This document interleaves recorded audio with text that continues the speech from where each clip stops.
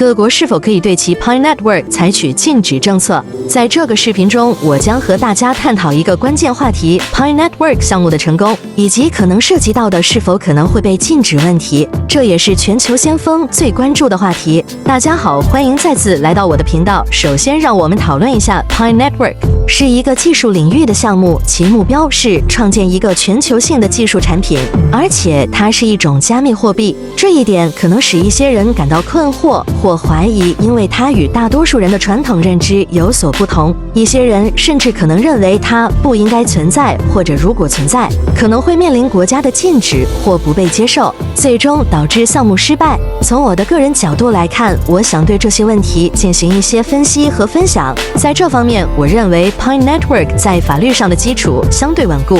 当然，不同国家可能会有不同的法律规定，但一般来说，合法合规的项目应该受到尊重和保护。因此，如果国家想要禁止 Pi Network， 他们需要合理的法律依据，并且需要在国际法的框架内行事，否则这种禁止可能会受到国际社会的质疑和反对。接下来，让我们考虑一下 Pi Network 的社会影响。正如我之前提到的 ，Pi Network 不会对国家安全、经济或社会秩序造成威胁。相反，它旨在为全球的个人提供一种安全便捷的支付和交换方式。在许多国家，特别是那些金融体系不太发达的国家，人们可能会受益于这种新的加密货币。它可以帮助他们更容易地进行跨境交易，降低汇款成本，提供金融包容性，这些都是积极的社会影响。如果一个国家禁止了 Pi Network， 那么可能会剥夺其公民享受这些潜在好处的机会。首先，让我们来谈谈国家是否有可能禁止 Pi Network 这样的项目。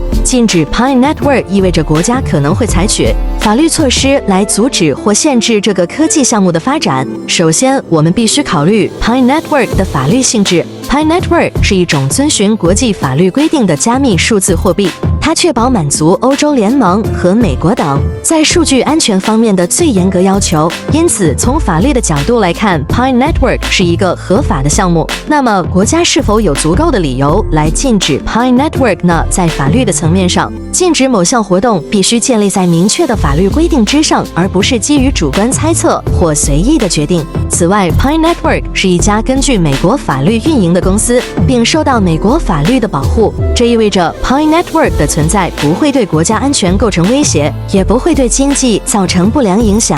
此外 ，Pi Network 一直宣传禁止反洗钱和恐怖主义，它并不会干扰任何国家的社会秩序。那么，国家是否有权利和理由禁止 Pi Network 呢？如果一个国家决定禁止其人民使用 Pi 货币进行支付，那么我们可以提出一个假设情景：是否有理由禁止人们使用其他东西来进行支付呢？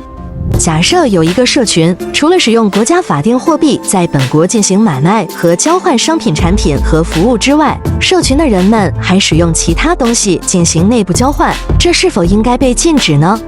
关键在于他们是否构建了一个社群，共同接受一种东西用于交换。从法律角度来看，这是无法禁止的。如果没有明确的理由来禁止国家是否能够使用其权利或技术手段来阻止 Pi Network 呢？这是更加困难的问题，尤其考虑到 Pi Network 并不是一个具有特定域名的网站，而是一个上传到世界上最大的应用商店存储库，即 Google Play Store 和 Apple 的 App Store 的应用程序。Pi Network 项目中的应用程序不会违反这两个存储库的任何规定，因此在法律和技术方面，国家禁止 Pi Network 似乎是一个相当复杂和困难的问题。当然，这并不意味着 Pi Network 不会面临挑战或争议，但要禁止它可能需要更多的合理依据和法律程序。同时 ，Pi Network 的团队也在积极合规的开展工作，以确保其项目在法律框架内运营。另一方面，对于投资者和参与者来说，了解项目的法律地位和风险也非常重要。在加入 Pi Network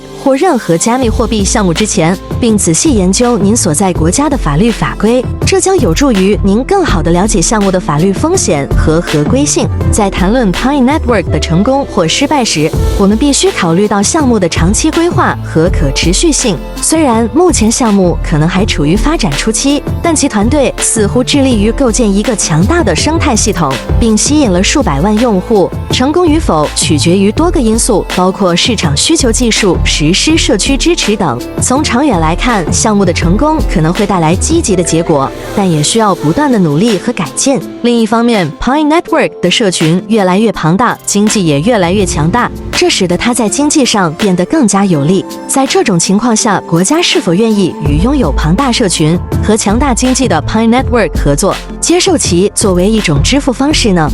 回顾历史，当欧洲联盟的国家引入欧元时，也曾遇到怀疑和反对，但现在几乎所有国家都接受欧元作为国际交易的一种货币。这表明，当一个社群建立了足够强大的经济力量时，其他国家往往会接受其货币。接下来，我想讨论 Pi Network 项目的独特之处。与以往的加密货币项目不同， Pi Network 采用了一种反向的方法。它首先建立了一个覆盖230多个国家和地区的庞大社群，然后才开始开发数字技术货币。这种方法的成功与否，在很大程度上依赖于 Pi Network 的创始人尼古拉斯以及他在数字货币领域的专业知识和声誉。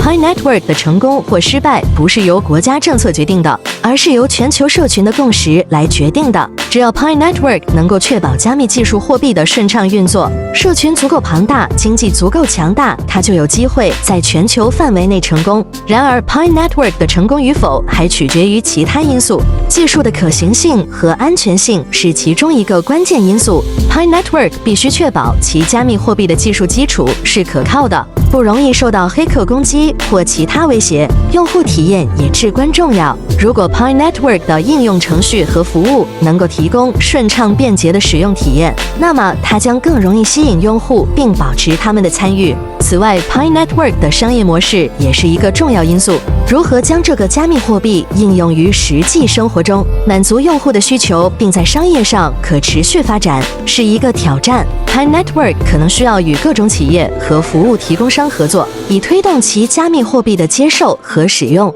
监管环境也可能对 Pi Network 的成功产生影响。尽管 Pi Network 在法律上遵循国际法律，但不同国家对加密货币的法规和政策可能不同。Pi Network 需要与各国政府和监管机构合作，以确保其加密货币在各个国家合法合规的使用。最后 ，Pi Network 的社群和用户也将在项目的成功中发挥关键作用。用户的参与和忠诚度对于加密货币的成功至关重要。如果 Pi Network 能够建立一个强大积极的社群，并提供有吸引力的激励措施，那么它将更有可能取得成功。综上所述 ，Pi Network 的成功或失败将受多种因素的影响，包括技术可行性、商业模式、监管环境和社群支持。尽管面临诸多挑战，但如果 Pi Network 能够有效地应对这些问题，并不断发展壮大，那么它有机会在全球范围内取得成功，成为一个有影响力的加密货币项目。